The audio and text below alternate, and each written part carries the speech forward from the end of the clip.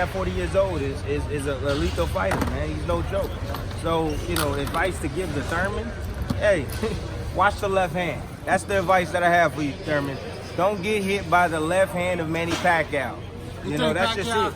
You think Pacquiao at 40 years old can still take It's a 50-50 fight, but I'm leaning more towards Thurman.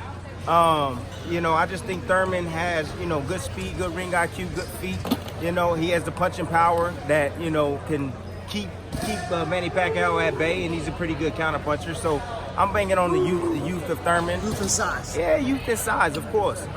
I mean, you saw when Pacquiao fought against the bully, you know, from Australia. You saw what happened. He got dominating inside. I think Keith Thurman, you know, if he can deal with the punching power of Manny Pacquiao and kind of, you know, press forward and kind of dominate the inside and outside, kind of control it outside with his combinations and his sneaky counter punches, I think he can win the fight easily. He should be able to win the fight. What do you think about Spence and Shawn Porter? That's a great fight, man. You know, that's one thing that you can never count out Shawn Porter, man.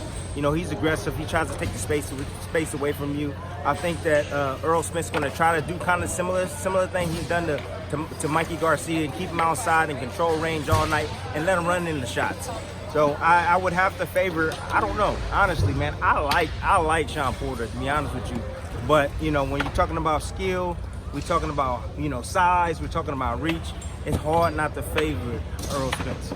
Now, as far as now dealing with the fight, if Thurman does beat Pacquiao, any advice as far as he can do with handling the backlash? As we've seen in the previous years, if you do beat Pacquiao, there's a lot of backlash and people aren't willing to necessarily. Hey, it doesn't matter. Whether he win the fight or lose the fight, he gonna get backlash, period. Because if he wins the fight, then, you know, he beat a 40-year-old Pacquiao, not a prime Pacquiao. If he loses the fight, then it's like, oh, you can't even beat a 40-year-old Manny Pacquiao. So he's doomed either way. But it's a great opportunity for him.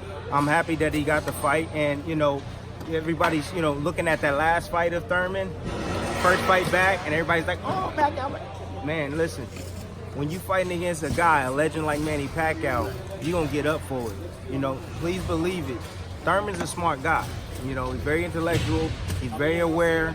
He knows what he has to do and what he needs to beat a guy like Manny Pacquiao. So, you know, I'm banking on Thurman to get the job done. Now, I don't know if you heard his recent comments yet, real quick, but Thurman is already talking about even possibly retiring if you don't beat Pacquiao. What do you think a boxer's mindset is at that level when they're already thinking if one fight already determines their career?